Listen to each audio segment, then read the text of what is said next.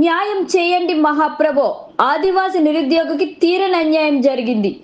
జిల్లా collector ITDA project అధికారి వారి ఆదేశాలను సైతం బేఖాతరు చేస్తూ గిరిజనేతరుడికి కొమ్ము కాస్తున్న అరకు వ్యాలీ రెవెన్యూ అధికారులు.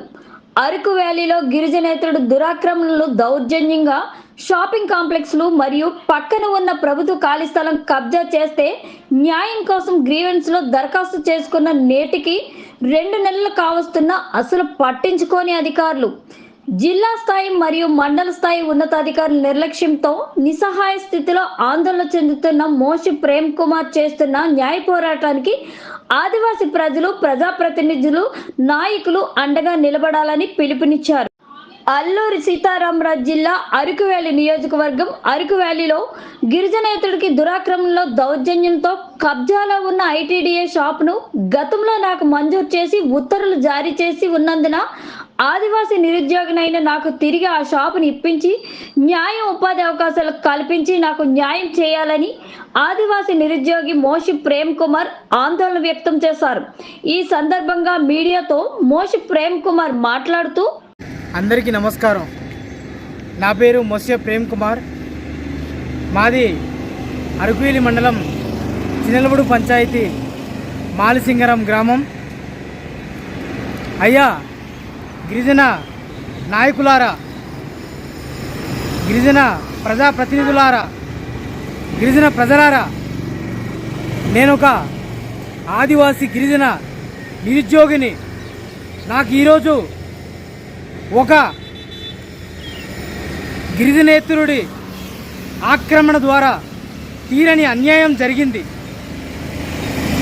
ఇదిగో ఇక్కడ ఉన్నటువంటి అరకువేలి మండలం ఎండపల్లి వలస గ్రామ పరిధిలో ఉన్నటువంటి ఐటీడీఏ షాపులో 4వ నంబర్ షాపును గతంలో గౌరవశ్రీ ఐఏఎస్ ఎం హరినారాయణ్ ప్రాజెక్ట్ అధికారి వారు నాకు స్వయం ఉపాధి నిమిత్తం 2 లక్షల రూపాయలు ట్రైకల్ రుణాన్ని మంజూరు చేస్తూ యూనిట్ లేక ఈ షాప్ని నాకు మంజూరు చేస్తూ ఉత్తర్వులు జారీ చేయడం జరిగింది.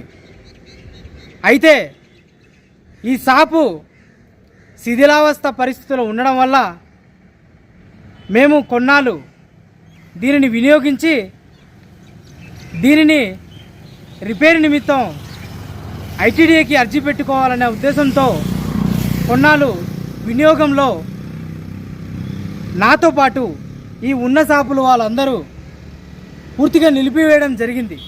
అప్పటి నుంచి దీనికి పే చేయాల్సినటువంటి రెంట్ను కూడా కొన్నాళ్ళు మేము పే చేయలేదు.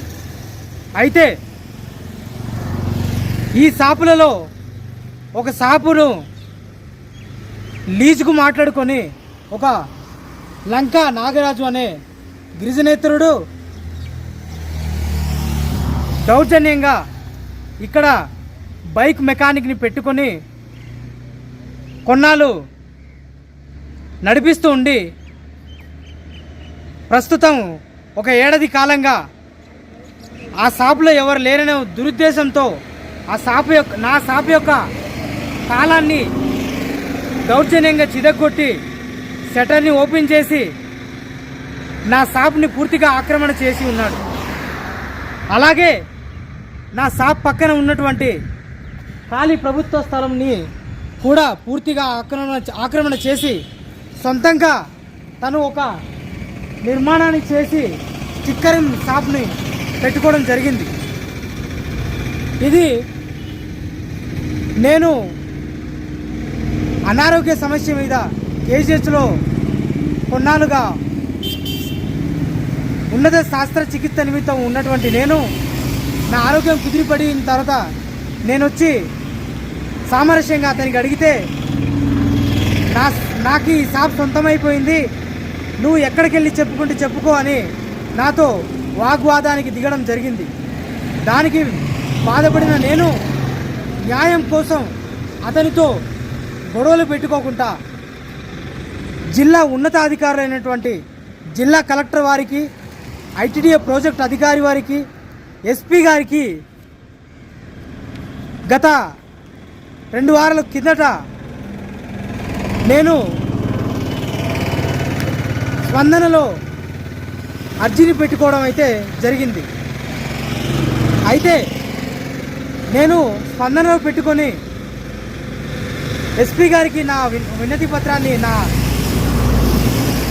అందించి నేటికి సుమారు 2 వారాలు కావస్తున్నప్పటికీ అధికారుల దగ్గర నుంచి అలాగే పోలీసు వారి దగ్గర నుంచి ఎటువంటి న్యాయం నాకు జరగలేదు.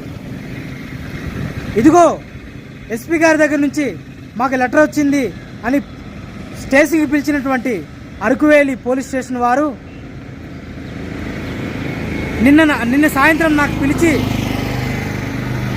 అతని దగ్గర ఉన్న పత్రాలను పరిశీలించి అది ఫేక్ డాక్యుమెంట్స్, అది గవర్నమెంట్ ఇచ్చింది కాదు అని పోలీసు వారే ధృవీకరించి తెల్లారిసారికి మరి ఏ ప్రలోభానికి గురయ్యారో తెల్లారిసారికి నాకు నీది తప్పు, నువ్వు ఐటీడీకి వెళ్ళి నీ సమస్యని తీర్చుకోవాలి, మా పరిధిలో లేదని వాళ్ళు చేతులు ఎత్తడం అయితే జరిగింది. నాకు ఐటీడీఏ కాసి నుండి కానీ పోలీసు వారి కాసి నుండి కానీ కలెక్టర్ గారి దగ్గర నుంచి కానీ విఓ గారి దగ్గర నుంచి కానీ ఎస్పీ గారి దగ్గర నుంచి కానీ ఎటువంటి న్యాయం దొరకలేదు. నేను సామాన్యుడిని, ఒక గిరిజన నిరుద్యోగిని, రైతుని. నాకు జిల్లా ఉన్నతాధికారులే న్యాయం చేయని పక్షాన నా బాధని ఎవరికి చెప్పుకోవాలి? అందుకే నాకు జరిగినటువంటి ఈ సమస్య పైన నా గిరిజన ప్రజలు, గిరిజన ప్రజాప్రతినిధులు, గిరిజన నాయకులు నాకు అండగా నిలుస్తారనే ఒక ఆలోచనతో, ఒక ధైర్యంతో, ఒక ఆశతో నేను నా బాధని అందరికీ చెప్పుకోవాలనే ఉద్దేశంతో ఈ వీడియో ద్వారా అందరికీ తెలియపరుస్తున్నాను. గిరిజన నాయకులారా, గిరిజన యువకులారా, గిరిజన ప్రజలారా, మీ అందరికీ నేను విన్నవిస్తున్నాను. నాకి ఒక గిరిజనేతరుడి ఆక్రమణ ద్వారా, ఆయన డబ్బుతో అధికారులను ప్రలోభ పెట్టడం ద్వారా నాకు జిల్లా అధికారులు సైతం న్యాయం చేయని ఒక నిస్సహాయ స్థితిలో ఉన్నాను. దయవుంచి ప్రతి ఒక్కరూ స్పందించండి. నాకు జరిగినటువంటి ఈ అన్యాయానికి ప్రతి ఒక్కరు ఖండించాలని వినయపూర్వకంగా ప్రతి ఒక్కరికి నేను కోరుకుంటున్నాను. దయచేసి ప్రతి ఒక్కరూ స్పందించి నా తరపున నాకు సపోర్ట్గా నిలబడతారని నేను మిమ్మల్ని అందరినీ కోరుకుంటున్నాను. జై ఆదివాసీ, జై జై ఆదివాసీ.